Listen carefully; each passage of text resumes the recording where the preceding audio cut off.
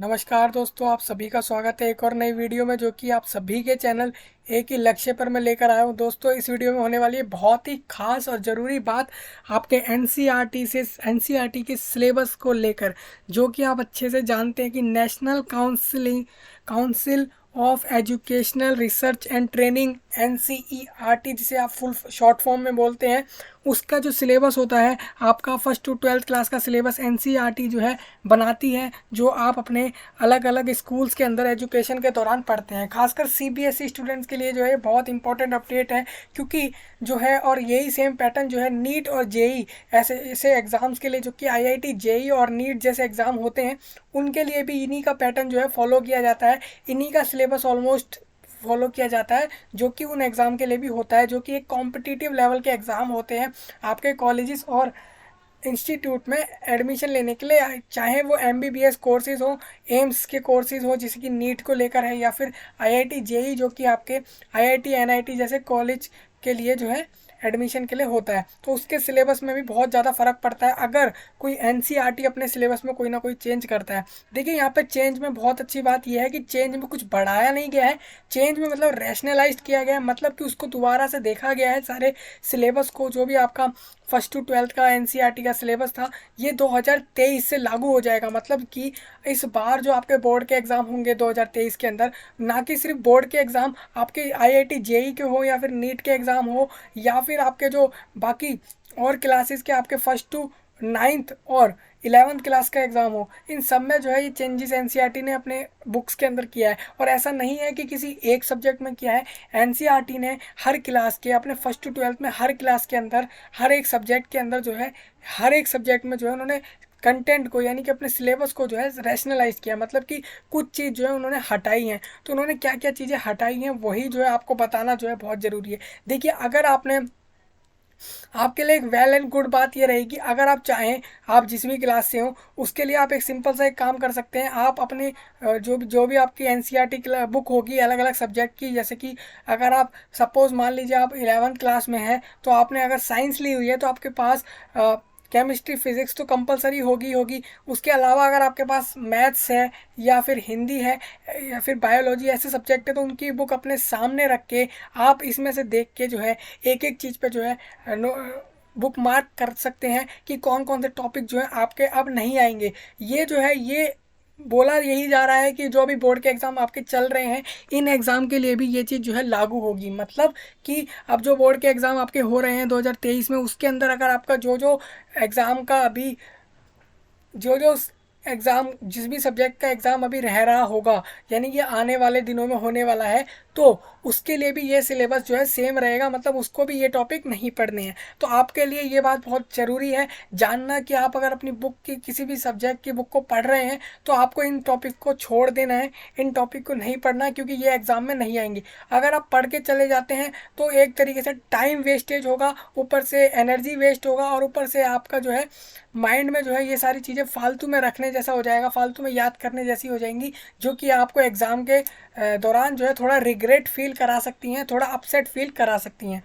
तो दोस्तों, मैं इस वीडियो में आपको बताने वाला हूँ कि मैथमेटिक्स सब्जेक्ट के बारे में बताऊँगा। हालांकि आप ऐसे इसी तरीके से एनसीईआरटी की ऑफिशियल वेबसाइट जो है ncrt.nic.in, इस पर आके जो ऑप्शंस दिख रहे हैं आपको, इसके अंदर आपको एक पब्लिकेशंस का ऑप्शन मिलेगा। पब्लिकेशन के अंदर आपको पीडीएफ फर्स्ट टू ट्वेल्थ, ये क्लास फर्स्ट टू ट्वेल्थ की एनसीईआरटी की पीडीएफ की बात हो रही है, आप इस पर क्लिक करेंगे। उसके बाद आपको अपनी मर्जी से जो है फिर आपके सामने ये वाला पेज खुल जाएगा। जैसे ही आप फर्स्ट टू ट्वेल्थ पीडीएफ को क्लिक करेंगे, आपके सामने ये वाला पेज खुल जाएगा। इसमें आपको अपना क्लास सिलेक्ट करना होगा कि फर्स्ट टू ट्वेल्थ में कौन सा क्लास, या फिर आप चाहें तो 11th एंड 12th की कंबाइंड क्लास के सेक्शन को भी खोल सकते हैं। मैं आपको बताऊं, जैसे इसमें से आप कोई सी भी एक क्लास सिलेक्ट कर लेंगे, फिर एक सब्जेक्ट आपको यहाँ पे सिलेक्ट करना होगा। सपोज आपने मान लीजिए 4th क्लास सिलेक्ट किया, फिर आपने कोई एक सब्जेक्ट सिलेक्ट किया 4th क्लास में, आपको मान लीजिए मैथमेटिक्स का जो है आपको एनसीईआरटी बुक का सिलेबस जानना है कि क्या है इस बार 2023 में और आने वाले साल में, यानी कि जो 24 में एग्ज़ाम होगा उसके लिए भी क्या सिलेबस रहेगा। देखिए मैं आपको बता दूं, अभी के लिए यही है। हो सकता है कि आगे कोई चेंज अगर एनसीईआरटी करती है तो उसके साथ आपको अपडेट ज़रूर किया जाएगा कि भाई अब आपको कौन सा पैटर्न, कौन सा सिलेबस जो है एनसीईआरटी का 2024 के लिए पढ़ना है या फिर आने वाले समय के लिए पढ़ना है। लेकिन इस बार 2023 के बोर्ड के एग्ज़ाम के लिए या फिर दूसरी क्लासेस के एग्ज़ाम के लिए जो फर्स्ट टू 9th और 11th हैं, उनके लिए ये जो उन्होंने सिलेबस रैशनलाइज करके रिलीज़ करा है अलग अलग बुक का, अलग अलग सब्जेक्ट का, एनसीईआरटी का, जो कि सीबीएसई फॉलो करता है और बहुत से स्टेट बोर्ड भी फॉलो करते हैं, तो उसके लिए आपको ये जानना बहुत ज़्यादा ज़रूरी है। उसके बाद आपको यहाँ पे अपना बुक का जो है नाम सिलेक्ट करना होगा कि क्लास 4th की मैथमेटिक्स की कौन सी बुक। देखिए 3 बुकें यहाँ पे एनसीईआरटी की हैं, एक मैथ मैजिक है, एक आपकी गणित का जादू और एक आपका रियाजी का जादू उर्दू में। ये 3 जो है एनसीईआरटी की क्लास 4th की मैथमेटिक्स की किताब हैं, जो कि स्टूडेंट अपने क्लास 4th के दौरान अगर वो एनसीईआरटी के पैटर्न से पढ़ रहा होता है तो उसको पढ़नी पड़ती हैं। तो उसके लिए जानना बहुत ज़्यादा ज़रूरी है कि उसको क्या चीज़ें नहीं पढ़नी है। तो उसी तरीके से यहाँ पर मैंने जो अभी पेज खोला हुआ है वो मैंने क्लास 8th का, ये क्लास 8th की मैथमेटिक्स का जो है मैंने सिलेबस खोला हुआ है, जो कि रैशनलाइज्ड है। मतलब कि ये सिलेबस जो है चेंज होने के बाद आया है, ये नया सिलेबस है, इसमें बहुत सारे चीज़ें जो हैं डिलीट करे गए हैं। अगर आप क्लास 8th में हैं तो आपके लिए बहुत अच्छी बात यह है कि आप अपनी बुक को अपने सामने खोल के रख सकते हैं और जो आपके काम का पार्ट नहीं है उसको जो है पेंसिल से जो है आप एक क्रॉस मार्क कर सकते हैं, जिससे कि आपको पता रहे कि आपको ये वाला चैप्टर का पार्ट या ये वाला चैप्टर, ये वाला सिलेबस इस बुक में से आपको नहीं पढ़ना है। सेम जैसे कि यहाँ पे आपको दिख रहा है, मैं 8th की बात करूँगा, क्लास 8th की मैथमेटिक्स की, 11th और 12th की मैथमेटिक्स की बात करूँगा कि क्या क्या सिलेबस आपको नहीं पढ़ना है। हालांकि 11th और 12th की मैथमेटिक्स में मैं पार्ट 1 की बात करूँगा और क्लास 8th की जो मैथमेटिक्स है उसकी मैं पूरी मैथमेटिक्स की बात करने वाला हूँ। तो इसी तरीके से आप chemistry, physics, biology, Hindi, English और सब्जेक्ट का भी सिलेबस सेम इसी तरीके से देख सकते हैं। आपको यही सिलेबस पढ़ना होगा एनसीईआरटी पैटर्न के थ्रू, अगर आप सीबीएसई या दूसरे वो बोर्ड से किसी से भी अपने क्लासेस को जो है कर रहे हैं तो। अब देखिए मेन बात यह है कि भाई सिलेबस क्यों रिड्यूस किया गया, ऐसा क्या हुआ था उस सिलेबस में, उसमें ऐसी दिक्कत क्या थी। बच्चे तो आसानी से, बहुत से के स्टूडेंट्स के मन में डाउट होगा कि भाई हमारा सिलेबस बहुत बढ़िया चल रहा था, हमारे को सब सही समझ आ रहा था उसमें सिलेबस में, हमारे को ऐसे टॉपिक क्यों हैं जो चुने गए और हटा दिए गए। तो ऐसे में यह है कि वो जो है आपके ऐसा कि ओवरलैपिंग हो रहे थे, या तो बहुत सारे ऐसे सिचुएशंस थे जिसके कारण उन्होंने जो है इस पार्ट को जो है डिलीट किया। तो वो उसका कारण जो है इन्होंने यहाँ पे साफ साफ बताया, इन view of the covid pandemic it is imperative to reduce content load on student. The National Education Policy 2020 also emphasizes reducing the content load and providing opportunities for experiential learning with creative mindset. देखिए simple आपको बोला गया है कि भाई कोविड-19 भी आ गया था और लोड भी बहुत ज़्यादा बच्चों में पढ़ने लग गया, ऑल क्लासेस के सिलेबस को लेकर उनकी टेक्स्ट बुक का लोड होने लग गया कि भाई ज़्यादा सिलेबस हो रहा है, तो इस वजह से जो है उसे कम करना पड़ा। Overlapping with similar content include in other subject area in the same class. देखिए एक ही क्लास में, जैसे मान लीजिए आपका क्या हो रहा था कि आप जैसे मान लीजिए क्लास 10th में है और आपके बहुत से मैथमेटिक्स के ऐसे टॉपिक्स थे जो आपके क्लास 10th के ही साइंस की बुक में भी थे, सेम ऐसे टॉपिक। तो मतलब क्या कि आपका ऐसे कुछ टॉपिक जो एक ही क्लास में अलग अलग सब्जेक्ट के अंदर सेम टॉपिक रिपीट हो रहे थे, तो उससे एक तो क्या था कि पेज जो है पेज का भी जो है एक नुकसान हो रहा था कि पेज बेवजह के बुकों में पेज भरे हुए थे, pages, number of pages increase हो रहे थे, जिसकी वजह से माइंडसेट जो है स्टूडेंट का वो ज़्यादा बढ़ रहा था सब्जेक्ट के लोड को लेकर। साथ में दूसरा बात ये है कि जब वो देख रहे थे कि भाई मैं मैथ्स में अभी मैंने दूसरे नंबर चैप्टर पे जो टॉपिक पढ़ा यही मेरे साइंस में 5वें चैप्टर पे जो है सेम मुझे दिख रहा है, सेम बिल्कुल एज इट इज़, हल्का फुल्का थोड़ा चेंजेस के साथ। तो उन्होंने सोचा कि भाई ये जो सेम सिलेबस है, सेम क्लास के अंदर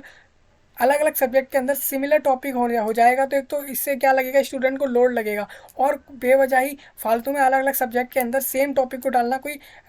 सही बात नहीं थी उनके लिए। तो उन्होंने उस चीज़ को हटाया। Similar content includes included in the lower और higher classes in the same subject. जैसे कि ये ऐसा नहीं है कि आपके किसी बोर्ड के लेवल की बात हो रही है, अलग अलग क्लासेस के लिए सब जगह ये देखा गया।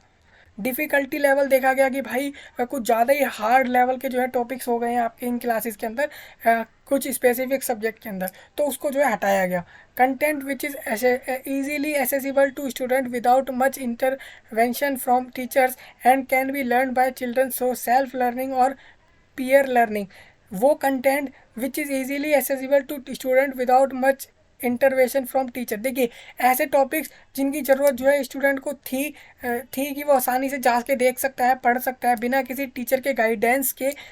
And can be learn by children through self learning और पीयर लर्निंग। ये भी देखा गया कि बहुत से टॉपिक ऐसे थे जो कि टीचर अपने जो स्टूडेंट अपने खुद की मर्ज़ी से पढ़ सकता है, उसको उसमें टीचर की ज़रूरत नहीं थी। तो ऐसे कंटेंट को जो है उनको भी थोड़ा जो है उसमें मॉडिफिकेशन किया गया और उसको भी जो है थोड़ा हटाया गया। तो ये सारे कारण हैं जिसके कारण जो है आपके सिलेबस को हटाया गया। अब देखिए क्लास 8th की बात कर रहा हूँ मैं। क्लास 8th में आपके फर्स्ट चैप्टर जो आपका रैशनल नंबर है उसके अंदर पेज नंबर 11 से 20 तक जो है पहले चैप्टर के अंदर हट गया है। या तो आप टॉपिक्स को देख सकते हैं, टॉपिक से भी आप समझ सकते हैं कि हमें क्या नहीं पढ़ना है, नहीं तो आप सिंपल पेज नंबर्स को ही सिंपल उसको जो है ऊपर एक क्रॉस कर सकते हैं पेज की साइड में पेंसिल से, या फिर उसको मार्क कर सकते हैं कि भाई मुझे ये पेज जो है ये पेजेस जो है नहीं पढ़ने बिल्कुल भी, क्योंकि मेरे ये सिलेबस में नहीं है। इस तरीके से अलग अलग चैप्टर के लिखे हुए हैं। देखिए यहाँ पे क्या लिखा है, इसका मतलब ये है 22 से 28 पेज नंबर जो आपके क्लास 8th की मैथमेटिक्स के चैप्टर 2 के अंदर आता है, इसमें आपको ये चीज़ नहीं पढ़नी। अगर पेज नंबर से नहीं समझ आता तो आप सिलेबस से समझ सकते हैं कि भाई ये वाला जो टॉपिक है, ये सारे टॉपिक मुझे नहीं पढ़ने इस चैप्टर से। यहाँ लिखा भी हुआ है ये टॉपिक जो है वो ड्रॉप्ड है, मतलब कि ये टॉपिक आपके जो है अब नहीं आएंगे, अब आपके जो भी एग्ज़ाम होंगे। इस तरीके से आप मैथमेटिक्स के सारे सिलेबस को यहाँ से देख सकते हैं। इनके लिंक्स जो है मैं आपको डिस्क्रिप्शन में दे दूंगा, जिससे कि आपके लिए आसानी हो कि आप आसानी से देख सकें कि हमें कौन से टॉपिक जो है अपने क्लास 8th के मैथमेटिक्स में नहीं पढ़ने। सेम इसी तरीके से आप 11th-12th का भी देख सकते हैं। और दूसरी क्लासेस के और दूसरे सब्जेक्ट के अंदर आप जानना चाहें एनसीईआरटी के नए सिलेबस को, नए सिलेबस के पैटर्न को, तो आप जो है सिंपल आपको एनसीईआरटी की वेबसाइट पे आना है, पब्लिकेशन में PDF फर्स्ट टू 12th आना है, उसके बाद आपको अपना यहाँ पे क्लास सब्जेक्ट की डिटेल्स डालनी होगी और आपके सामने वो पेजेस आ जाएंगे। अब मैं आपको 11th का बता दूँ, 11th में भी सेम यही सारे कारण हैं जिसके कारण जो है सिलेबस हटाया गया है। देखिए ये है आपका चैप्टर 1 सेट्स के अंदर क्या है कि आपका पेज नंबर 12, 13 और 21 से 23 यानी 21, 22, 23, 24, 25, 26, 27, 28 ये चीज़ आपको नहीं पढ़नी। लेकिन एक बात और याद रखिएगा, यहाँ पे एक और चीज़ ये भी बोली गई है कि आपको जो ये पेजेस नंबर दिए गए हैं, ऐसा नहीं है कि आप पूरा पेज को छोड़ दें, बिल्कुल यहाँ बोला भी गया है पेज नंबर 12 और 13 पे अगर ये वाले टॉपिक्स हैं, जैसे कि यहाँ पे बताऊँ आपको पावर सेट की एक्सरसाइज 1.3 का क्वेश्चन नंबर 5 हटाया गया है। इस तरीके से आपको बताया गया, एक एक चीज़ बताइए बारीकी से इन लोगों ने कि भाई हमने इस एक्सरसाइज के इस नंबर क्वेश्चन का ये वाला पार्ट हटा दिया है। सेम इसी तरीके से इस चैप्टर के इस टॉपिक के अंदर हमने ये वाला पार्ट हटाया है, पूरा इस तरीके से आपको बताया। देखिए क्लास 11th में एक मेन बड़ी बात जो हैप्पीनेस है, एक गुड न्यूज़ है, वो ये है स्टूडेंट्स के लिए, वो ये कि 4th चैप्टर जो प्रिंसिपल ऑफ मैथमेटिकल इंडक्शन, जैसे कि आप जानते हैं उसमें प्रूफ दैट वाले क्वेश्चंस आते थे, आप K+1 इस तरीके से सॉल्व करते थे क्वेश्चंस को, वो जो है बहुत डिफ़िकल्टी लेवल क्रिएट करता था स्टूडेंट्स के माइंड में, तो इसको जो है प्रॉपरली हटा दिया गया है। बाकी इस तरीके से आप देख सकते हैं कौन कौन से टॉपिक आपके रहेंगे। मैथमेटिकल रीजनिंग आपका वो भी हटा दिया गया है पूरे तरीके से, वो आपके पेपर में नहीं आएगा। तो ये गुड न्यूज़ ये है कि भाई 16 चैप्टर्स में से 2 चैप्टर्स जो है वो प्रॉपरली हटा दिए गए हैं क्लास 11th के मैथमेटिक्स सिलेबस में से, जो कि स्टूडेंट्स को नहीं पढ़ने।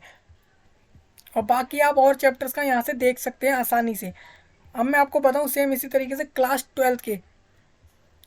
जो कि हमारी एक बोर्ड लेवल की क्लास है CBSE की, उनके लिए जो है बहुत इंपॉर्टेंट रहता है, कोई भी चेंजेस होता है तो जानना। हालांकि और क्लासेस इंपॉर्टेंट होती हैं, बट ये जो है सीनियर सेकेंडरी लेवल पे क्लासेस होती हैं, इनके लिए जानना जो है कुछ ज़्यादा इंपॉर्टेंट हो जाता है सिलेबस को लेकर, क्योंकि इनके लिए जो होता है हर एक क्वेश्चन को, हर एक चीज़ को बारीकी से पढ़ना होता है, क्योंकि इनके में एक एक चीज़ जो है वो डीपली कहीं से भी पूछ ली जाती है। आप देख सकते हैं कि भाई क्लास 12 के चैप्टर 1 रिलेशंस एंड फंक्शंस के अंदर पेज नंबर 12 आपका ये वाला टॉपिक नहीं पढ़ना, आपको कंपोजिशंस ऑफ फंक्शंस, इसी तरीके से 13 14 पेज जो है पूरे पूरे नहीं पढ़ने। देखिए मैंने आपको जैसा पहले बताया कि पेजिस नंबर के साथ ये भी लिखा है कि पूरे पूरे पेज नहीं पढ़ने। अगर आपका कहीं लिखा है कि 16 से 25 पेज लिखा है तो आप इस बात को समझिए कि वो पूरे पूरे पेज नहीं पढ़ने हैं। और जहाँ पे लिखा है आपका पेज नंबर और साथ में आपको ये भी बताया कि कौन सा टॉपिक नहीं पढ़ना, तो आप उस टॉपिक को छोड़ेंगे, बाकी जो पार्ट होगा आपका उस पेज का वो आपको पढ़ना होगा। इस तरीके से आपका सिलेबस रहेगा। ये पार्ट 1 का सिलेबस है जैसे कि मैंने बताया, और 11 का ही मैंने आपको पार्ट 1 का बताया था इसके अंदर। अब जो है आपको इसी तरीके से पार्ट 2 का भी यहीं से मिल जाएगा, आप ऊपर आसानी से इसको डाउनलोड करके इसको भी देख सकते हैं। तो इस तरीके से आपका जो है क्लास 8th 11th और 12th की मैथमेटिक्स का सिलेबस में मैंने चेंज बता दिया, जो कि एनसीईआरटी ने अब कर दिया है। इससे जो है बाकी कॉम्पिटिटिव लेवल पे इनका सिलेबस जो सेम आपका फॉलो होता है उस पर भी असर पड़ता है। तो दोस्तों इस वीडियो में इतना ही, मिलते हैं अगली वीडियो में, तब तक के लिए धन्यवाद।